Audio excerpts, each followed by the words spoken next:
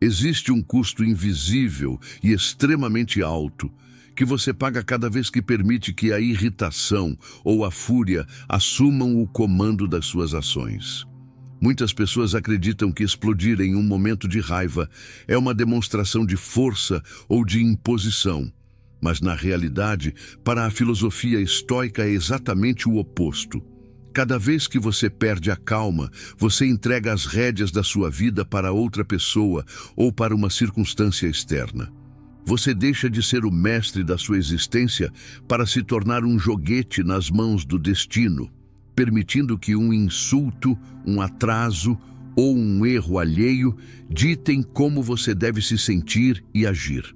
Existe uma dor oculta e persistente no arrependimento que surge após uma explosão emocional, quando você percebe que palavras ditas sem pensar destruíram relacionamentos de anos ou mancharam a sua reputação em poucos segundos. Essa sensação de impotência, de ser dominado por impulsos que parecem maiores do que a sua vontade, é a verdadeira definição de escravidão mental.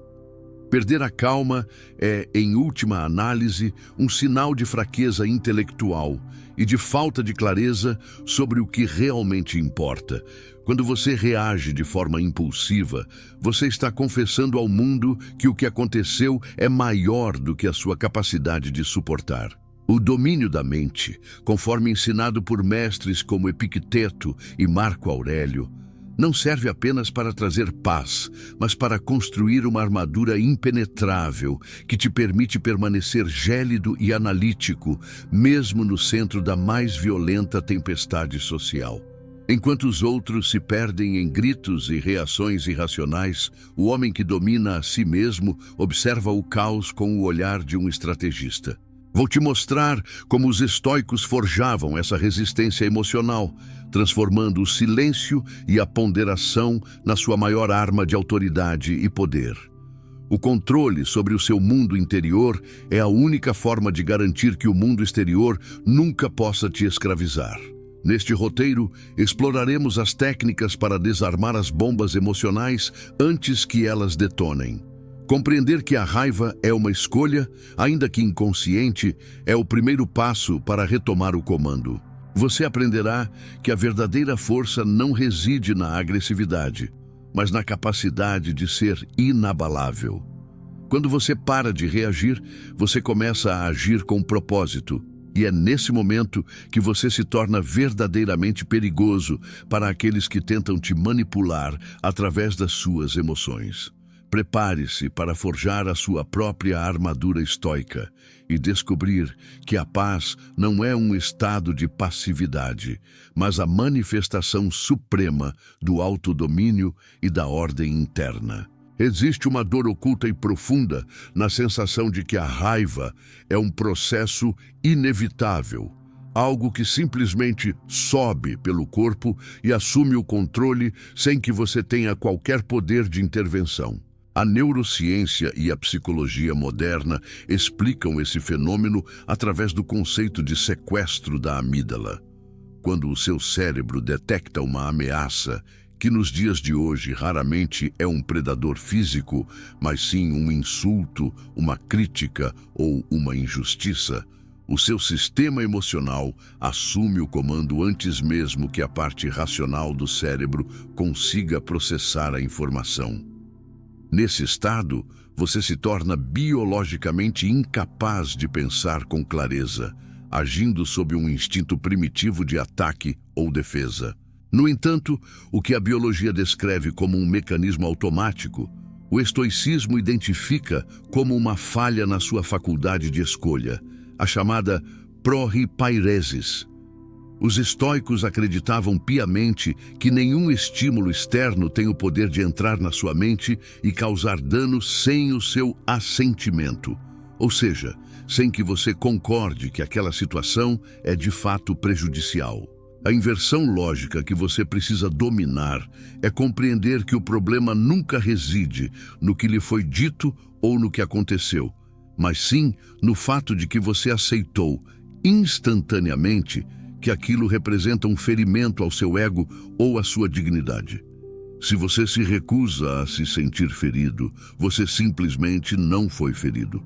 A ofensa só ganha vida se você decidir alimentá-la com o seu julgamento de que ela é um mal. O homem que se irrita com uma palavra é como alguém que se sente agredido pelo vento. Ele está atribuindo intenção e poder a algo que deveria ser irrelevante para o seu caráter. A sua mente deve funcionar como um filtro seletivo, que analisa o estímulo antes de permitir que ele se transforme em uma emoção. Se você não der o seu assentimento à ideia de que foi diminuído, a raiva não encontrará solo fértil para crescer. Para implementar isso na prática, você deve adotar a técnica da rotulagem técnica. Sempre que sentir o impulso da reatividade, force a sua mente a descrever o fato de maneira puramente objetiva e desprovida de carga emocional. Em vez de dizer para si mesmo, "Ele me desrespeitou na frente de todos", o que é uma narrativa subjetiva e inflamável, diga: "Ele emitiu uma série de sons articulados que eu, por hábito, costumo interpretar como desrespeito." Ao fazer essa distinção, você separa o fato bruto da narrativa dramática que o seu ego tenta construir ao redor dele. Esse pequeno espaço de tempo e essa mudança de linguagem são suficientes para desarmar o sequestro da amígdala e devolver o controle para a sua razão. O julgamento correto é a sua primeira e mais importante linha de defesa. Sem ele, você está desprotegido, mas com ele, você se torna imune a qualquer tentativa de provocação externa. Existe uma dor oculta e exaustiva em tentar controlar a forma como as pessoas agem, como elas pensam ou como o mundo ao seu redor deveria funcionar. Essa pretensão de onipotência é a fonte primária de quase toda a frustração humana.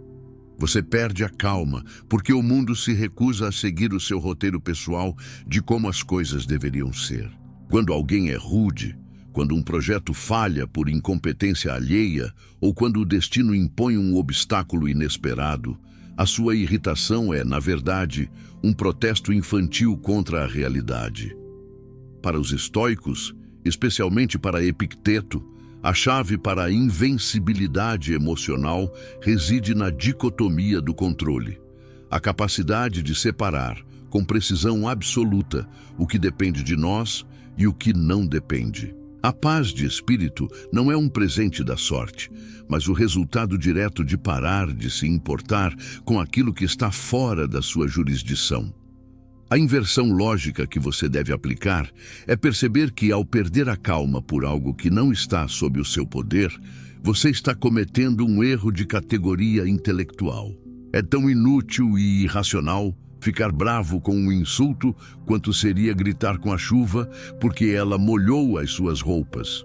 Em ambos os casos, você está gastando energia vital contra forças da natureza que você não controla. O comportamento dos outros é uma variável externa, tão impessoal quanto o clima. Quando você se permite ser afetado pelo erro de outra pessoa, você está essencialmente punindo a si mesmo pela falha alheia. A única coisa que realmente pertence a você é a sua vontade e a sua capacidade de escolher como reagir ao que acontece. Todo o resto deve ser tratado com um desprezo soberano ou com uma aceitação pragmática. Na prática, você deve adotar o mantra da calma. Sempre que o caos surgir ou alguém tentar te tirar do sério, pergunte-se imediatamente: isso está sob o meu controle direto? Se a resposta for não, e na maioria das vezes será, a única resposta racional e digna é o desapego. Utilize a analogia do jogador de xadrez profissional. Ele não fica furioso ou emocionalmente abalado porque o adversário moveu uma peça que ameaça a sua estratégia. Ele não perde tempo reclamando da jogada do outro. Em vez disso, ele apenas olha para o tabuleiro com frieza, aceita a nova realidade e decide qual é o seu próximo melhor movimento dentro das regras do jogo. A sua vida é o tabuleiro, e as ações dos outros são apenas movimentos das peças. O seu trabalho não é controlar o oponente, mas manter a excelência da sua própria jogada, independentemente do que aconteça do outro lado da mesa. Existe uma dor oculta na necessidade impulsiva de dar o troco, ou de se defender imediatamente após uma provocação ou um erro alheio.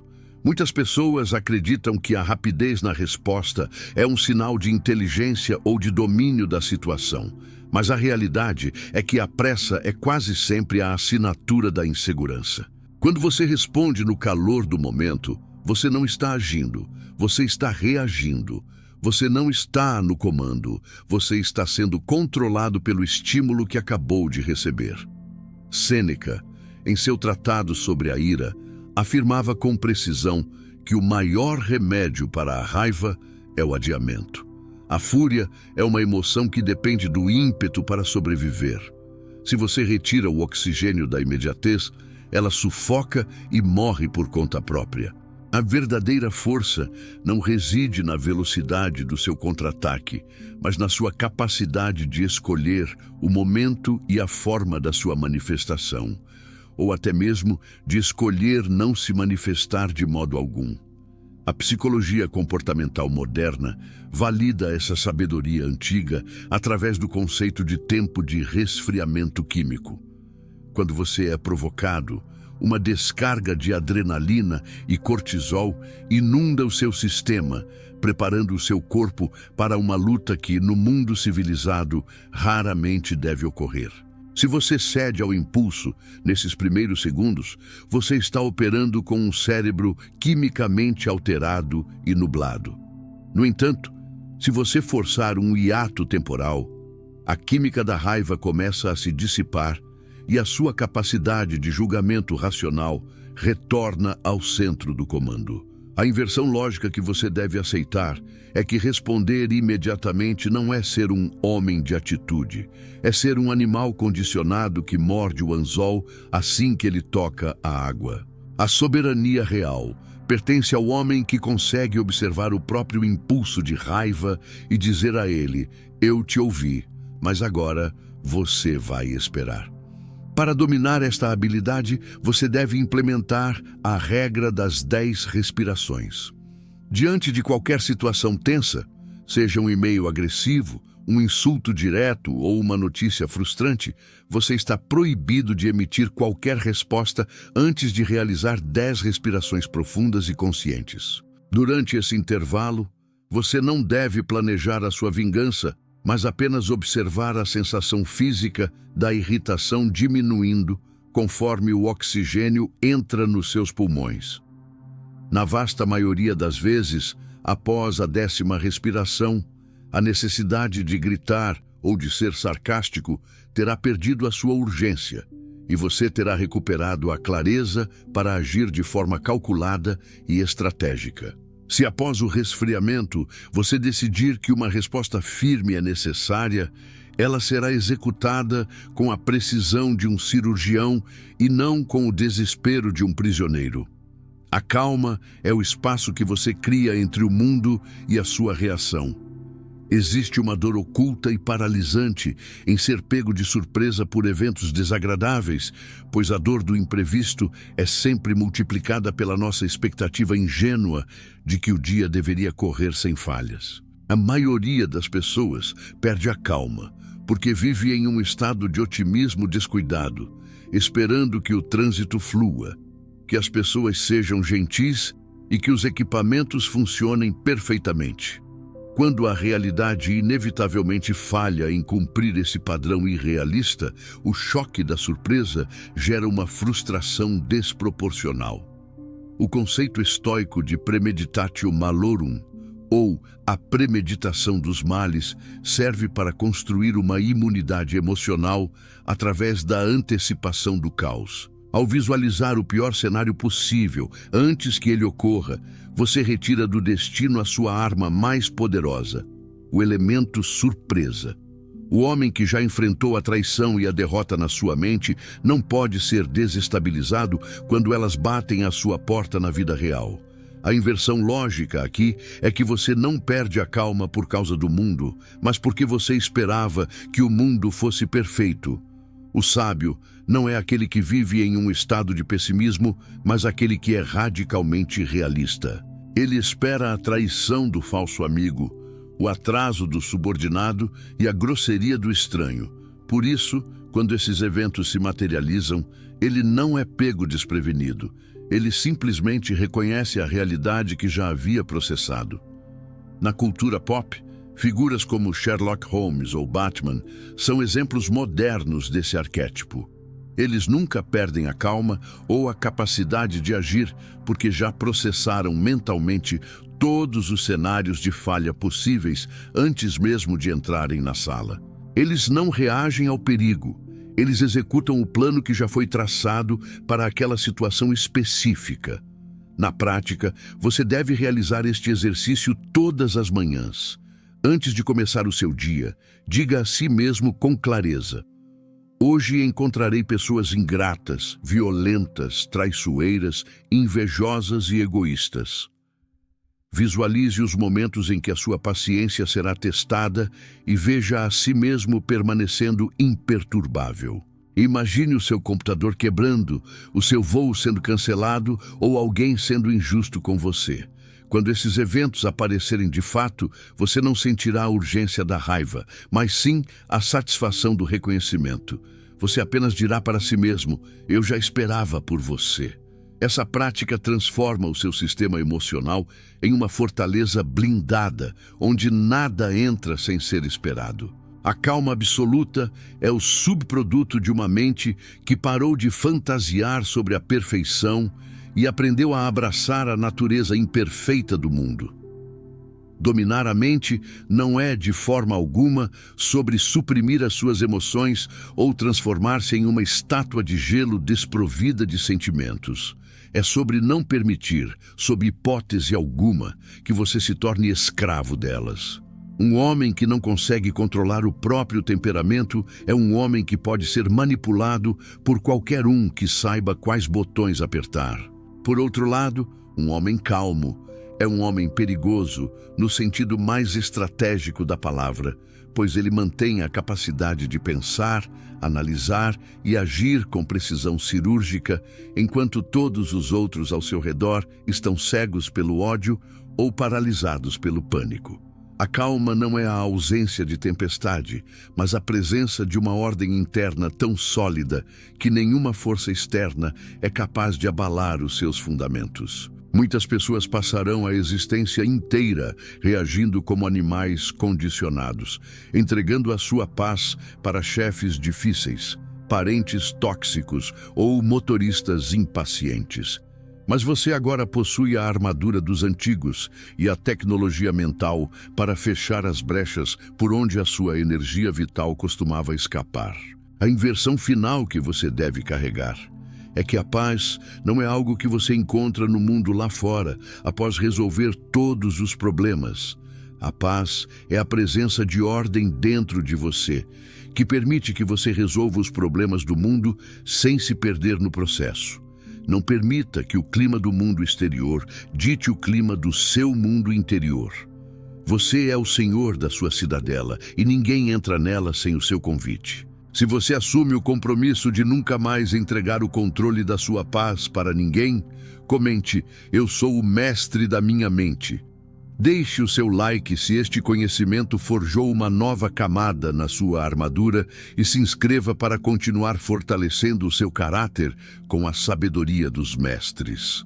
A partir de hoje, diante do caos, o seu silêncio será a sua maior declaração de poder, e a sua calma será o seu trono de autoridade.